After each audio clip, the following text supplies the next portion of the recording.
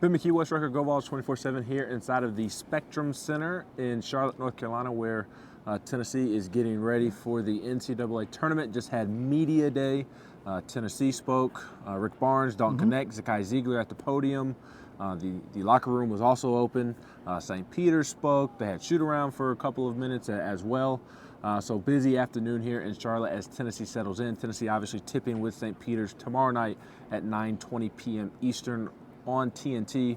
Wes and I will obviously be here for plenty of coverage with GoVols247.com, but wanted to discuss what we learned today at Media Day. And Wes, I was in the locker room. You were sitting in the media area at the podium.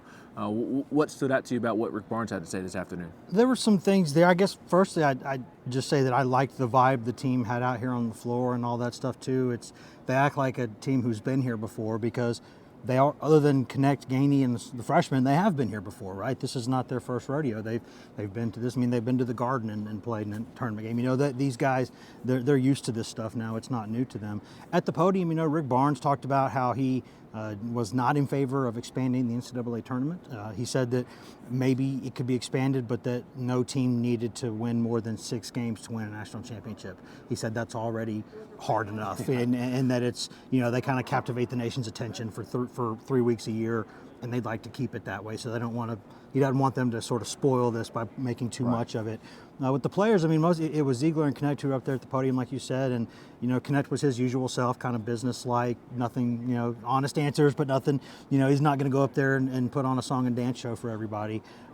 Ziegler, however, did a little bit.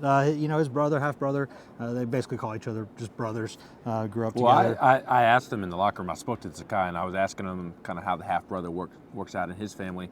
And he quickly said, "No, that's my brother." Yeah, and he and like a brother. I mean, I've got one. I know what you do. You run your mouth at him, and he ran his mouth at Armani quite a bit, saying that if Armani guards either him or Connect, the game's over. Tennessee's going to win. I think the funniest moment may have been him saying that he said Armani is taller than me.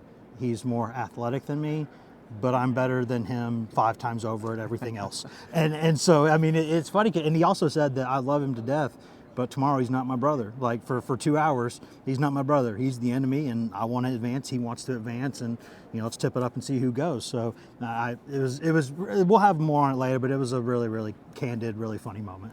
Yeah, and you know, speaking of Zakai, that was one of the things that I was going to bring up. It's one of the storylines. There's a ton of storylines. I don't feel like the Zakai storyline is being talked about enough. I mean, Tennessee went to the Sweet 16 last year, beat Duke to go to the Sweet 16 without Zakai Ziegler. And now you've got Zakai Ziegler.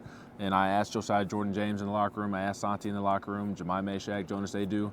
And they were all thrilled that Zakai is kind of ready to go to war with them tomorrow. And I mean, that's going to make a world of difference. I mean, as Rick Barnes himself has said, and the assistants as well, I mean, Zakai is one of the best point guards in the country. You want one of the best point guards in the country playing when it comes time to the NCAA tournament. Absolutely, and that's a good segue, because I asked Zakai specifically about what's the right vibe tomorrow in terms of, you know, obviously you missed last season's tournament. It killed you. We all knew that. But how do you just kind of not make too much of that, right? How do you just kind of let the moment be the moment, not try to make too much of it? Don't try to make up for 2 tournaments in 1 tournament. And he said, it's a good question. He said, but he said it's no different from the way Coach Barnes tells me all the time. You can't win a game in 1 play. You can't win a season in 1 play. Like you have to go out there and just play basketball, right? You know, don't get outside yourself. You know, he goes, I'm an emotional guy. You know, I play the game the way I play it, but I'm playing 1 game at a time here. I'm not doing anything else. And he goes, it means the world to me. I'm happy to be back here, but I can't make too much of it in that way. So that was a good, mature answer, and we'll see if it translates tomorrow, because we all know that how important Ziegler is to everything they do, and you know, when he does not play well, they lose more games when he doesn't play well. When he plays well, they're usually all right. Yeah, Tennessee needs Ziegler. Tennessee also needs Santiago Vescovi and Josiah Jordan-James to contribute on the offensive end by making a couple of shots. I spoke to Santi in the locker room about it. I'll have something up written later on this evening.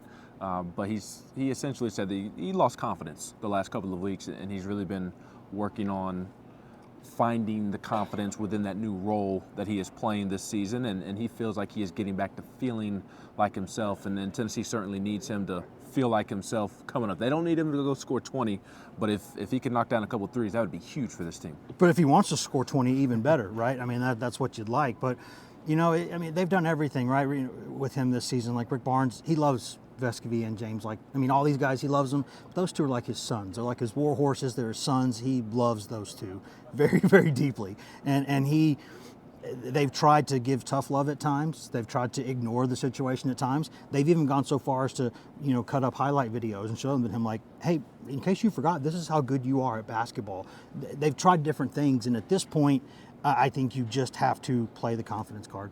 You just have to, whether it's going out to Top Golf and just chilling with the guys, whether it's, sitting around playing video games, whether it's doing whatever you do, go bowling like Kentucky did, just when you're not playing or practicing, take your mind off of it, relax, be confident, because every time you step on the floor, it might be your last.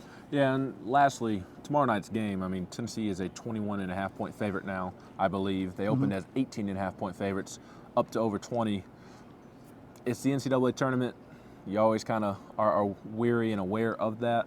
But as long as Tennessee shows up and plays like Tennessee, they should be fine tomorrow. Yeah, I would say as long as Tennessee has a pretty decent control on the game in like the first 10 minutes, everything else should work itself out, right? Like what you don't want to do is what happened against Mississippi State. You don't want to start slow, have them kind of go bonkers from three, they get some rebounds, you turn it over, they're feeling confident, then the arena starts to sense that maybe a 2-15 upset is brewing, and arenas will do what they always do in that situation. If you're not cheering for the 2 team, there's no neutrals. You're either cheering for the 2 because you're wearing their colors, or you're cheering for the you're cheering for the upset. And so Tennessee has got to be very careful, I think, in the first 10 minutes of that game to, if you can put your stamp on it, then great, but don't get in a hole, because that's how these things can change.